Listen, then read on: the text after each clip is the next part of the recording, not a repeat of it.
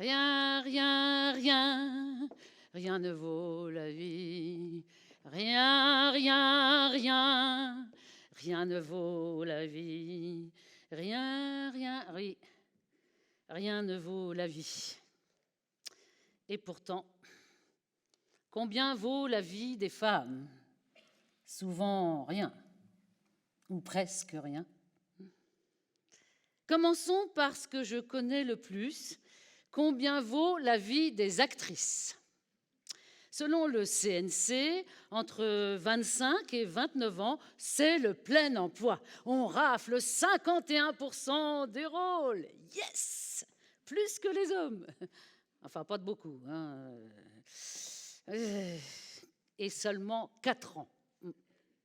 4 ans, ça fait combien en trimestre 16. Et 43 annuités, ça fait 172. Oui, à ce compte-là, et avec ce qu'on nous prépare, on n'est pas rendu, hein. Surtout qu'après, ça se gâte.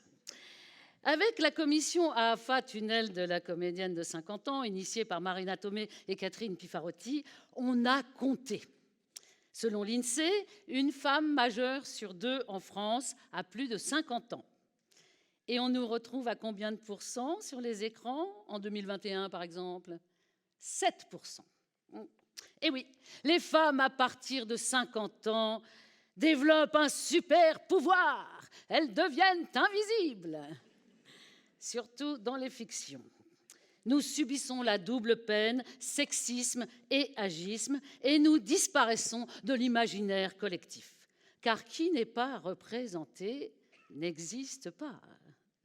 D'abord, objet sexuel et ou reproductif au service des hommes, ils nous effacent à l'heure fatidique de la ménopause, selon eux, date de notre péremption. Et en entreprise, combien vaut la vie des femmes? Ah, là aussi, hein, pas grand-chose. Pour preuve, j'ai joué Je suis top, une seule en scène que j'ai écrite à partir de témoignages de femmes dans le monde du travail, pour la première fois en 2010. Cette pièce raconte le parcours d'une femme, tant sur le plan privé que professionnel, pour parvenir au sommet de sa carrière. Moi, je pensais la jouer, 3, 4, 5 ans max, hein. Car dans ma candeur, je me disais que le sexisme, les inégalités femmes-hommes que j'y évoque, seraient, après tout ce temps, devenues lettres mortes, ou tout au moins en passe de l'être. Que nenni, n'est-ce pas? En 2023, je continue mon bâton de pèlerine à la main à sillonner la France dans les théâtres, les entreprises, les collectivités pour sensibiliser, faire prendre conscience, alerter. Comment? Vous voulez en entendre un petit extrait? Si vous y tenez. Bon, et puis alors, j'ai jamais joué Je suis top sur la scène de l'Odéon, hein. Non, bizarrement, Olivier Py ne m'a jamais programmé, hein. Non, et maintenant, après avoir régné en pape sur Avignon, il évince 2 femmes brillantes et légitimes, Valérie Chevalier et Sandrine Martins, et devient directeur du Châtelet. Clac! Magique.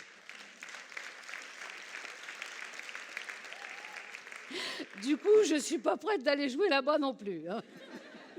Allez, un petit extrait. Non, mais finalement, on se demande pourquoi il n'y a pas plus de femmes à des postes importants. C'est vrai, les entreprises ont tout à y gagner. Elles sont brillantes, travailleuses, consciencieuses, perfectionnistes, et avec elles, c'est les soldes toute l'année, jusqu'à moins 30% sur toute la collection. Tout bénef, hein? Et à l'heure où je parle, pas grand-chose de changé sous le soleil. Il y a encore beaucoup à faire pour arriver à l'égalité parfaite. Et voilà. Alors, des écrans au couloir des entreprises pour les femmes, chaque pas est une victoire. Et il y a celles pour qui chaque pas est concrètement une plus grande victoire encore. Combien vaut la vie des femmes en situation de handicap? Là aussi, double peine. Je suis marraine depuis 2016 de FDFA, Femmes pour le dire, Femmes pour agir, fondée par la regrettée Maudy Piot. Cher Maudy, comme tu t'es battue jusqu'à ton dernier souffle pour alerter et faire bouger les lignes. Femme et citoyenne avant tout, clamais-tu, hurlais-tu, et souvent dans le désert et l'indifférence des pouvoirs publics.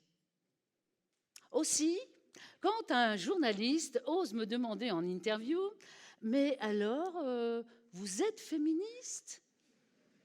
Pourtant, les choses ont bien changé. Ça va beaucoup mieux pour les femmes maintenant. Je réplique aussitôt « Ah oui ? Et 4 femmes handicapées sur 5 qui subissent des violences, vous trouvez que ça va beaucoup mieux ?» En général, ça calme direct. Non, mais la question, moi, féministe, autant demander à Zemmour s'il est de droite. Bah tiens, en parlant de lui, ça me fait penser qu'il avait signé une tribune avec Olivier Py. Ah bah oui, encore lui. Pour la légalisation du proxénétisme. Ah, on se serre les couilles, enfin, les coudes entre masculinistes.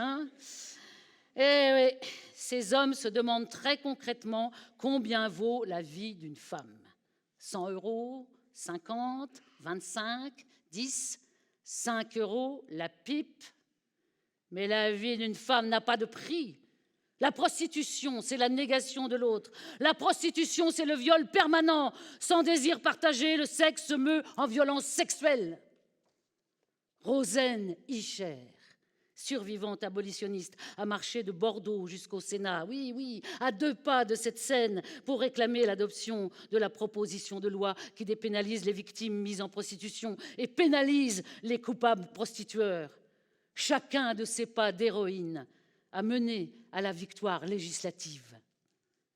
Rosen, un jour, m'a confié « Parmi mes clients, j'ai eu tout.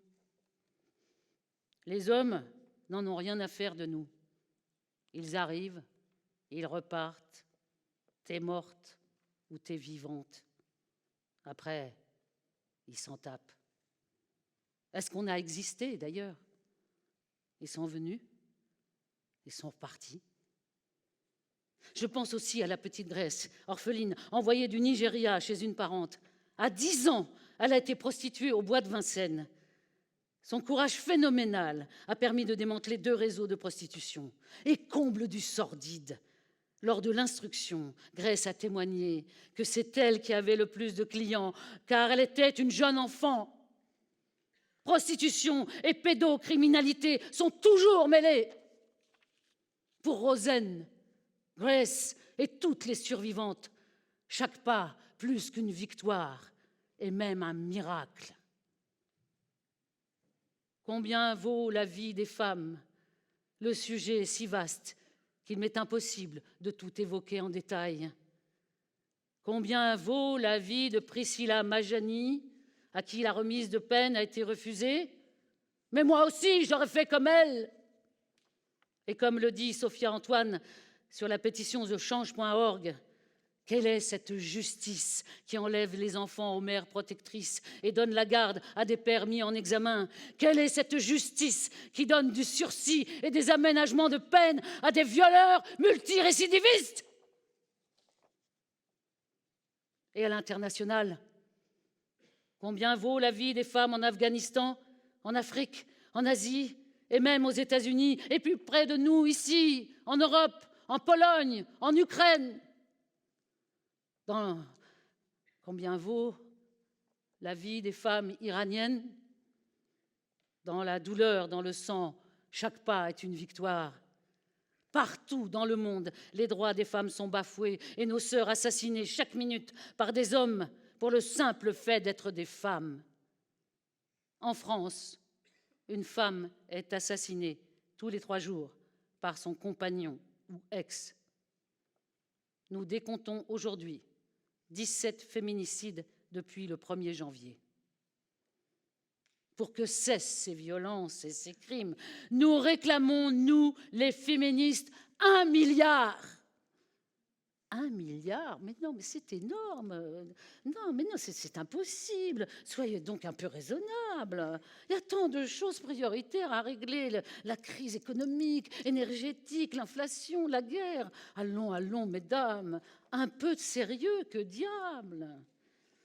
Et bien sûr, on sait que le diable se cache souvent dans les détails, n'est-ce pas? Du sérieux?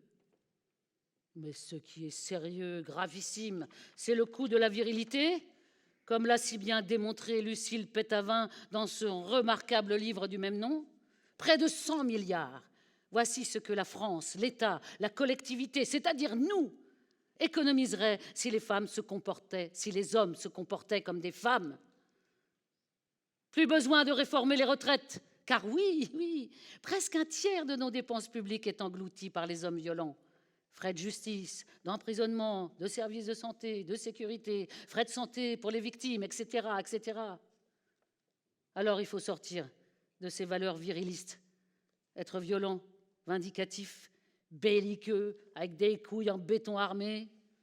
Apprenons aux petits garçons dès le berceau que l'on peut tout régler par la bienveillance, l'empathie, la négociation, et non par les coups, qu'ils soient de gueule ou de poing. Et faisons cesser l'impunité des agresseurs. #MeToo. #MeToo inceste. MeToo sport, MeToo politique, MeToo média, MeToo pub, MeToo chez les médecins, #MeToo théâtre, #MeToo partout. Quand on sait que seulement 0,6% des violeurs passent par la case prison, combien vaut la vie d'une femme violée, monsieur le ministre de la Justice? Exigeons ce milliard pour en économiser 100. Des milliards, on en trouve à l'appel pour une flamme olympique qui rougeoie, Notre-Dame qui flamboie, mais rien pour les femmes qu'il tue et qu'il brûle. 1 milliard contre l'impunité, 1 milliard contre la fatalité, 1 milliard pour 35 millions de vies de femmes, 1 milliard pour l'égalité. Le milliard, c'est maintenant, pas dans 5 ans. Le milliard, c'est maintenant. Allez, toutes et tous ensemble. Le milliard, c'est maintenant. Le milliard, c'est maintenant. Le milliard, c'est maintenant. Et que notre clameur monte jusqu'à Jupiter, car nous, les Junons, sommes très en colère.